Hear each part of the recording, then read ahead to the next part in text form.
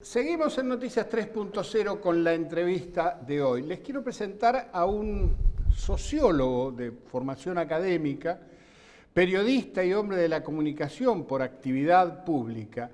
Mi invitado de hoy se llama Daniel Rosso. Bienvenido, Daniel. Bueno, gracias por invitarme. No, por favor, Daniel ha sido secretario de Comunicación Pública en la ciudad de Buenos Aires durante la jefatura de gobierno de Aníbal Ibarra. Sí. Y posteriormente fuiste subsecretario de Medios de la Nación, bajo el gobierno de Cristina Fernández de Kirchner. Bueno, a ver, ¿cuál es la función de una secretaría de medios o de un subsecretario de medios en un sistema democrático? Bueno, en un país como la Argentina, con alta concentración de medios como es este país, es conseguir recursos de todo tipo, simbólicos, materiales, etcétera, etcétera, para hacer que el discurso del Estado circule. Mirá lo que te digo. Ajá, bien, bien, porque, es una buena definición. Porque acá el problema que tenés es que por la alta concentración de medios, medios muy concentrados tienen la capacidad de vetar discursos y durante determinados momentos históricos vetan el mismo discurso del Estado. Cuando el Estado no responde exactamente a los intereses de esos medios. Efectivamente. Que es lo que en parte nos quejamos mucho durante el periodo de Cristina. Claro.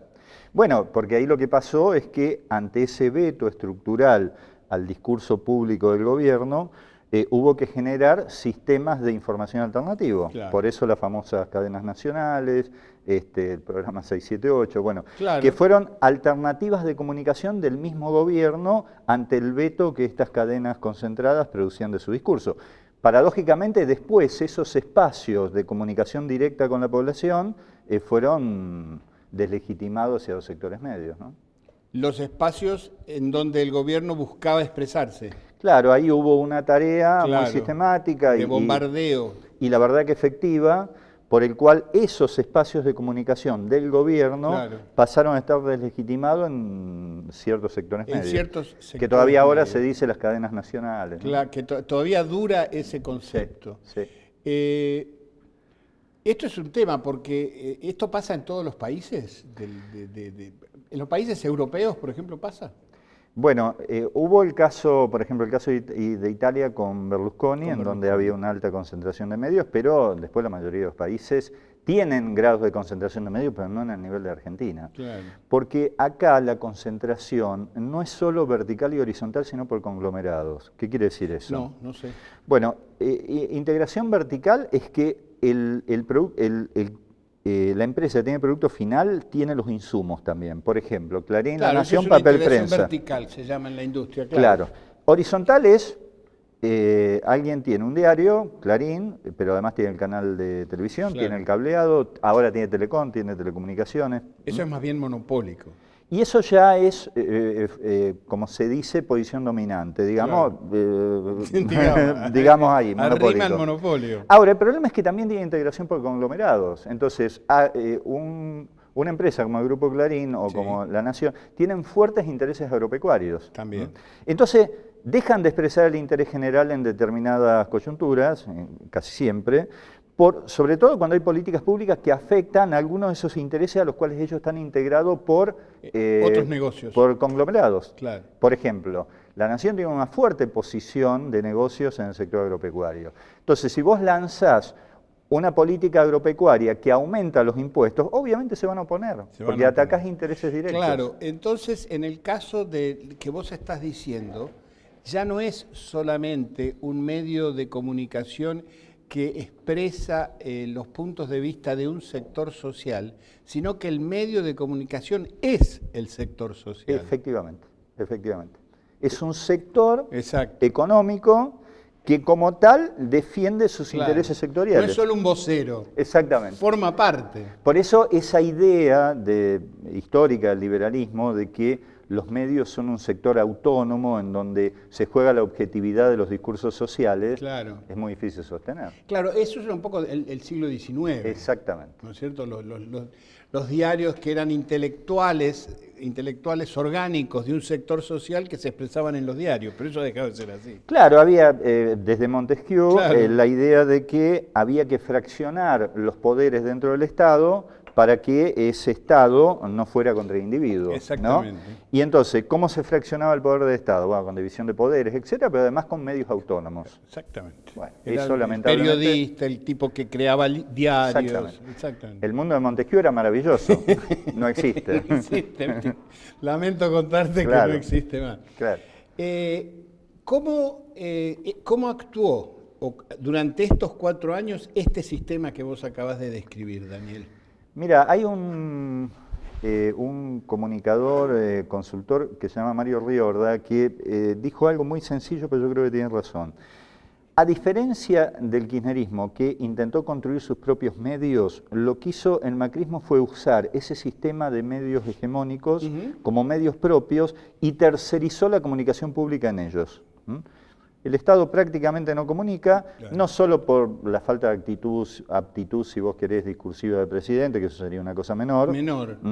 Y Irigoyen no hablaba por tampoco. Supuesto, no tiene por qué tener destrezas escénicas, digamos. ¿No? Exactamente. Pero acá lo que hubo es un desplazamiento de esa tarea de comunicar al sistema de medios hegemónicos. Entiendo. Y no se hizo cargo de las funciones comunicativas del Estado. Prácticamente Canal 7 ha languidecido, Telam languidece, es así. Mira, la ley de servicios de comunicación audiovisual establecía 3 campos de medios. El campo privado, de mercado, digamos, un segundo sector, que era el sector estatal, y un tercer sector, que era el de las organizaciones sin fines de lucro.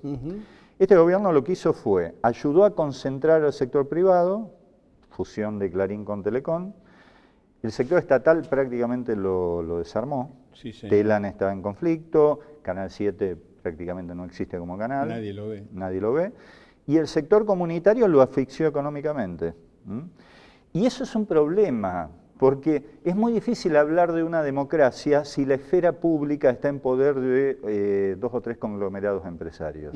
Porque no pasa a ser la esfera de todos, en donde todos podemos hablar, sino que es una esfera de un conjunto de medios muy concentrados que dominan lo que circula y lo que no circula en términos de discursos.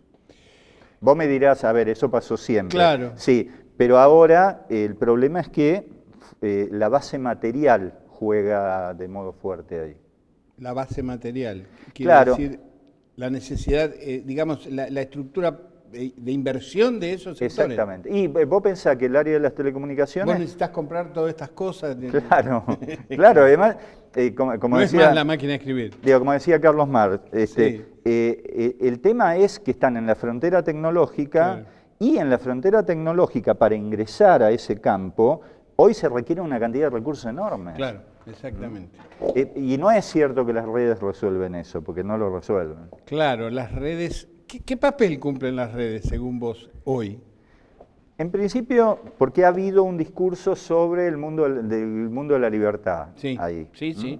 Bueno, es cierto que permiten algunos niveles de comunicación, pero también es cierto que son grandes conglomerados empresarios. O sea, el señor Zuckerberg está lejos de ser socialista. Claro, digamos. sí. Y ahí lo que pasa es que hay lógicas internas de las mismas redes, que son los famosos algoritmos, que regulan cómo circula el discurso. Por ejemplo, para dar una idea, en tu Facebook, si vos tenés 5.000 seguidores, cada mensaje tuyo llega a entre un 20 y un 30% de tu base. Sí, señor. Primera restricción. Claro. Y después que efectivamente esos algoritmos van leyendo tus opciones y te van guiando esa llegada hacia lo que es más homogéneo a vos.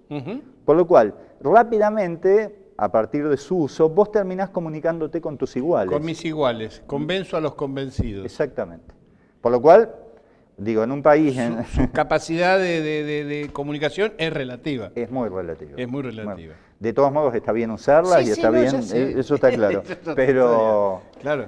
digo, pues viste, ahí uno queda en una situación entre ser tecnofílico, que es creer que las redes resuelven todo, claro. Pero tampoco se trata de ser tecnofóbico, claro, o sea, es un lugar intermedio. Sí, hay que encontrarle un camino a eso.